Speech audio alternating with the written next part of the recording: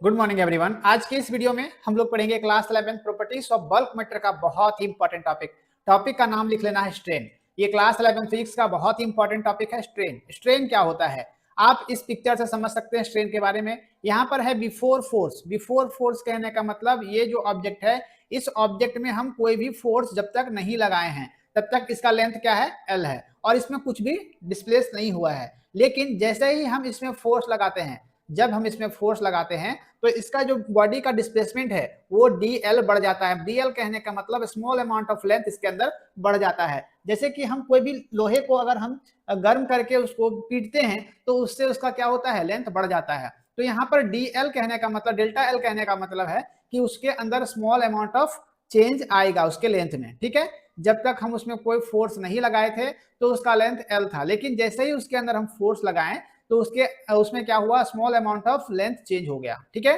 तो del L कहने का मतलब चेंज इन लेंथ, और ओरिजिनल लेंथ क्या है, एल है। तो इसका टोटली जो डिफिनेशन निकल करके आता है वो क्या निकल के आता है, इस पिक्चर से आप समझ सकते हैं। यहाँ पर इसका जो फॉर्मूला होगा वो strain equal to del L by L होगा। डेल एल कहने का मतलब strain equal to change in length per unit length. तो इसका डिफिनेशन क्या निकलता है, strain is the ratio of change in length to the original length.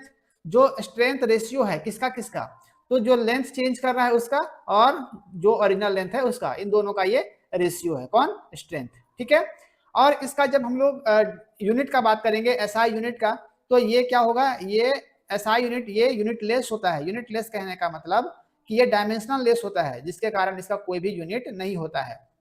इसका एसआई यूनिट जो होगा वो क्या होगा, नो यूनिट, इसका कोई भी एसआई यूनिट नहीं होगा, ये डायमेंशनल लेस होता है। तो डायमेंशनल फार्मूला क्या होगा इसका, जब इसका कोई यूनिट ही नहीं है तो इसका डायमेंशनल जो फार्मूला होगा m to the power 0, l to the power 0, t to the power 0। ये सब हमारा इसका डायमेंशनल फार्मूला होगा। ऐसा क्यों हुआ, ना m1 होगा, ना l हुआ, ना t हुआ, तो क्योंकि ये डायमेंशनल लेस है, इसमें कोई भी डायमेंशन नहीं है, इसलिए ये आपका सब में 0 होगा। तो डायमेंशनल फार्मूला, और इस तरह से हम कह सकते हैं कि इसका कोई भी यूनिट नहीं है, कोई भी डायमेंशनल फार्मूला नहीं है। ठीक है, अब हम क्या करेंगे कि इसका जो हम लोग फाइनल रिजल्ट देखते हैं। फाइनल रिजल्ट कहने का मतलब इस टॉपिक के अंदर हम लोग 3 चीज पढ़े। पहला तो स्ट्रेन का डिफिनेशन पढ़े, जो change in length per unit length original length के लिए बारे में बताया गया। फिर जो एसआई यूनिट पढ़े हम लोग, एसआई यूनिट क्या होगा इसका, नो यूनिट, इसका कोई भी एसआई यूनिट नहीं होगा। ये डायमेंशनल फॉर्मूला इसका क्या होगा, m to the power 0, l to the power 0, t to the power 0। क्यों, क्योंकि ये डायमेंशनल लेस है, इसका कोई भी डायमेंशन नहीं है, इसलिए ये इसका जो डायमेंशनल फार्मूला होगा m का पावर 0, l का पावर 0, t का पावर 0 होगा। ठीक है, इस पूरे वीडियो में हम लोगों ने स्ट्रेन के बारे में पढ़ा। इससे पिछला टॉपिक हम लोगों ने स्ट्रेन के बारे में पढ़ा था, स्ट्रेस के बारे में पढ़ा था। यहाँ स्ट्रेन जो है हमारा बहुत ही इंपॉर्टेंट टॉपिक है हमारे क्लास 11 के लिए। स्ट्रेंथ और स्ट्रेन दोनों ही, स्ट्रेस और स्ट्रेन दोनों ही आपके लिए बहुत ही इंपॉर्टेंट टॉपिक है। तो इसका एक आप प्रॉपर नोट्स बनाओगे, कहीं भी आपको दिक्कत होता है बेझिझक आप लोग कमेंट करोगे, और इस तरह का वीडियोस, इस तरह का कंटेंट मेरे चैनल पर रेगुलर आपको देखने को मिलता है। इसलिए मेरे चैनल को आप सब्सक्राइब कर लेंगे और वीडियो को जितना हो सके शेयर करेंगे, ताकि और भी बच्चे मेरे साथ जुड़ करके बेहतर से बेहतर तरीके से फिजिक्स पढ़ सकेंगे, सीख सकेंगे।